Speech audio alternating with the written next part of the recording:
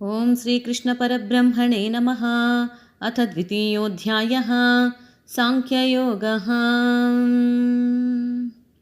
మొదటవ శ్లోకంలో సంజయుడు ఈ విధంగా పలుకుతున్నాడు. కరుణాపూరిత హృదయుడైన అర్జునుని కనులలో అశ్రువులు నిండియుండెను అని అవి అతని వ్యాకుల పాటును శోకమును తెలుపుచుండెను. అట్టి అర్జునునితో శ్రీకృష్ణ భగవానుడు ఇట్లనెను.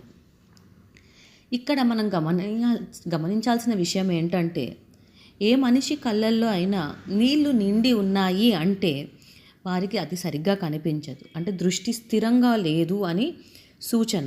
సో ఈ పరిస్థితుల్లో ఇక్కడ సంజయుడు ఏం చెప్పబోతున్నాడు అంటే, అర్జునుడికి దూరదృష్టి లేకుండా ఉన్న పరిస్థితి అని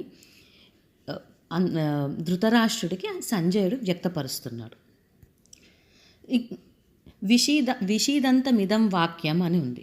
విషీదంతం అంటే విషాదము. విషాదంతో నిండిన మనస్సు ఉంటే మనిషికి ఏది కనిపించదు. అటువంటి వాణ్ణి ఉద్దేశించి పరమాత్ముడు మాట్లాడుతున్నాడు. అయితే ఇక్కడ మధుసూదన అనే శబ్దాన్ని కనుక మనము తీసుకుంటే కనుక, మధుసూదన అంటే మధురమైన అహంకారాన్ని సంహరించేవాడు మధుసూదనుడు. మధురమైనటువంటి పరమాత్మ తత్వజ్ఞానాన్ని చెప్తాడు. ఇది 3 స్టేజెస్లో జరుగుతుంది. ఒకటేంటంటే రాక్షస ప్రవృత్తులను తీసేస్తాడు, అహంకారాన్ని తీసేస్తాడు, మరి ఆత్మతత్వజ్ఞానాన్ని బోధిస్తాడు. అర్జుని మనస్సులో ఉన్నది దయేనా కాదా అని సూచన పూర్వకంగా ఇక్కడ కృపయా అనే పదం వాడటం జరిగింది. 2వ శ్లోకం శ్రీ భగవానుడు ఈ విధంగా అంటున్నాడు. ఓ అర్జునుడా, తగని సమయంలో ఈ మోహము నీకు ఎట్లు దాపిరించినది? ఇది శ్రేష్ఠులచే ఆచరింపబడినది కాదు కదా, స్వర్గమునిచ్చినది కాదు కదా, కీర్తి కలిగించినదియు కాదు. అర్జునునికి స్వజనులంటే ప్రీతి. అది పరమాత్ముడు దానిని కష్మలము అని అంటున్నాడు. అయితే వేదాలను ప్రమాణంగా తీసుకొని స్మృతులను ప్రకారంగా చేస్తారో వాళ్ళు సత్పురుషులు. ఇక్కడ చేతకానితనం వల్ల వచ్చేది దయ కాదు, మన తక్షణ కర్తవ్యం మానుకోరాదు అనేసి భగవంతుడు ఇక్కడ వక్కానిస్తున్నాడు. 3వ శ్లోకం కావున ఓ అర్జున, పిరికితనమునకు లోను కావద్దు, నీకిది ఉచితము కాదు. ఓ పరంతప, తుచ్చమైన ఈ హృదయ దౌర్బల్యమును వీడి యుద్ధమునకై నడుము బిగింపుము, అంటే యుద్ధానికి సంసిద్ధం కండి అని చెప్పి చెప్తున్నారు. ఇక్కడ 2 పదాలను పరిశీలిద్దాం. పార్థ అని సంబోధిస్తున్నాడు, పరంతప అని సంబోధిస్తున్నాడు అర్జునుడిని.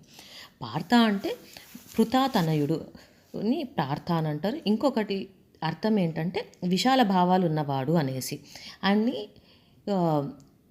పార్థ అనేసి వాడబడుతుంది. ఇక్కడ విశాల భావాలతోటి అర్జునుడిని ఆలోచించమనేసి ఒక సూచన భగవంతుడు చేస్తున్నాడు. ఇంకొకటి పరంతప.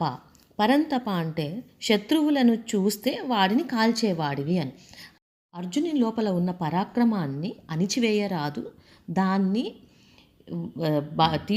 ప్రమాణంగా తీసుకొని ముందుకు సాగమనేసి భగవంతుడు పరంతప అనే శబ్దాన్ని అక్కడ ఉంచారు. ఈ మొదటి 3 శ్లోకాలను కనుక పరిశీలిస్తే ఇవి చాలా దీనికి ఒక ప్రాముఖ్యత ఎక్కువ ఉందన్నమాట. ఏంటంటే మొదటవ శ్లోకంలో సంజయుడు ధృతరాష్ట్రుడితోటి చెప్తున్నాడు. అక్కడ మధుసూదన అనే శబ్దం వాడినప్పుడు దుర్మార్గులను పరమాత్ముడు దండిస్తాడనేసి సూచకంగా వాడబడింది. దానికి ప్రమాణంగానే 10వ రోజు భీష్ముడు అంపశయ్య మీద ఉన్నాడు. ఇంకా నీ కుమారులు కూడా హతమారుస్తాడు అనేసి ధృతరాష్ట్రునికి కళ్ళు తెరవమని, ఈ యుద్ధం ఆపమనేసి ఒక సూచన సంజయుడు ధృతరాష్ట్రునికి ఇస్తున్నాడు. ఇప్పుడు 2వ శ్లోకము 3వ శ్లోకాన్ని చూస్తే అర్జునుడికి స్వజనుల మీద ప్రీతి, దాన్నే భగవంతుడు కష్మలమని, శ్రేష్ఠులు ఒప్పుకోరని, అది అపకీర్తి తెచ్చిపెడుతుందనేసి భగవంతుడు తిట్టినట్టు చెప్తున్నాడు. అర్జునుడికి ఉన్నది ప్రేమ కాదు, అది బలహీనత. దాన్ని అది ఆ బలహీనత హృదయాన్ని ఆవరించి ఉన్నదని, నేను గొప్పవాడిని అని చెప్పుకుంటే అది సరిపోదు అక్కడ. దానికి మనిషి అనేవాడు తగిన సమయంలో తన కర్తవ్యాన్ని ఆచరించాలి అనేసి భగవంతుడు అక్కడ తట్టి లేపుతున్నాడనమాట అర్జున్ని. సాధకులలో ఉత్తమమైన వాడు అర్జునుడు, అలాగే శిష్యులలో కూడా అతను పరమ ఉత్తమమైన శిష్యుడు. 4వ శ్లోకం. అర్జునుడు పలికెను, ఓ మధుసూదన, పూజ్యులైన భీష్మ పితామహుని ద్రోణాచార్యులను యుద్ధమున ఎదిరించి బాణములతో ఎట్లు పోరాడగలను? ఏలన ఓ అరిసూదన, ఆ ఇరువురును నాకు పూజ్యులు. ఇక్కడ అరిసూదన అనే శబ్దముకి అర్థం ఏంటంటే శత్రువులను సంహరించేవాడు. ఇక్కడ ప్రస్తావన భీష్ముడు ఇంకా ద్రోణుడి గురించి అర్జునుడు చెప్తున్నారు. భీష్ముడు ఆయనను చిన్నప్పటి నుంచి ఎంతో ప్రేమతో చూసుకున్నవాడు, వంశవృద్ధుడు. అండ్ ఇంకొకటి ఏంటంటే భీష్ముడు ఉత్తమ సాధకుడుగా గుర్తించి అర్జునుడిని గుర్తించి ప్రోత్సహించినవాడు కనుక ఆయన ఎంతో పూజార్హుడు. ద్రోణుడు గురువు, ఎన్నో యోగ సాధనాలను నేర్పించినవాడు, విద్యాబుద్ధులు నేర్పించాడు. ద్రోణుడు పక్షపాతి కాదు, తన పిల్లవాని కంటే కూడా ఎక్కువ విద్యలను అర్జునుడికి నేర్పించారు కనుక ఇద్దరు పూజార్హులు. ఇటువంటి వారిని నేను ఎలా సంహరించగలను అని అర్జునుడు కృష్ణుణ్ణి అడుగుతున్నాడు. 5వ శ్లోకం. మహానుభావులైన ఈ గురుజనులను చంపకుండా బిచ్చమెత్తుకుని అయినను ఈ లోకమున జీవించుట నాకు శ్రేయస్కరమే. ఏలనన ఈ గురుజనులను చంపినను రక్తసిక్తములైన రాజ్య సంపదలను భోగములను మాత్రమే నేను అనుభవింపవలసి ఉండును కదా. అర్జునుడు, నాకు స్వజనం మీద ప్రీతి కంటే గురువుల మీద భక్తి ఎక్కువ ఉంది అని, వారిని నేను ఎదురించను అని చాలా అందంగా ఈ శ్లోకంలో వ్యక్తపరిచాడు. యుద్ధంలో అర్జునుడికి ఒక దోషం కనిపిస్తుంది. అదేంటంటే పూజ్యులైన గురువులను హింసించటము.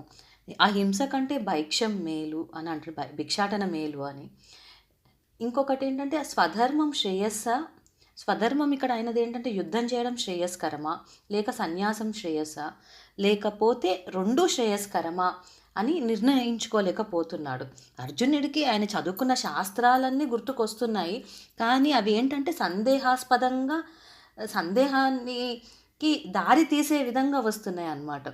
సో అది ఇక్కడ ఈ శ్లోకం ద్వారా వ్యక్తపరుస్తున్నాడు. 7వ శ్లోకం. ఈ శ్లోకంలో అర్జునుడు చాలా వినయంగా శ్రీకృష్ణుని శరణు కోరుతున్నాడు. కార్పణ్య దోషము అంటే పిరికితనముకు లోనై నా స్వభావం కోల్పోయి గిలగిలలాడుచున్నాను. ధర్మాధర్మములు విచక్షణకు దూరమై నా కర్తవ్యమును నిర్ణయించుకోలేకున్నాను. నాకు నిజముగా శ్రేయస్కరమైన దానిని తెలుపుము. నేను నీకు శిష్యుడను, శరణాగతుడను, ఉపదేశింపుము. జీవికైనా తన జీవిత లక్ష్యం విద్య ద్వారా తెలుసుకోవడం, మానవులకు పరమాత్మ తత్వంతో జీవిత లక్ష్యాలను తెలుసుకోవడం. ఇవి ఒక 8 ఆత్మగుణాలు ఉన్నాయి. అవి ఏంటంటే సర్వభూతేషు దయ, అనసూయ, క్షాంతి, శుచి, అనాయాస, మాంగళ్యం, అకార్పణ్యం, అస్పృహ. ఇవి 8 గుణాలు.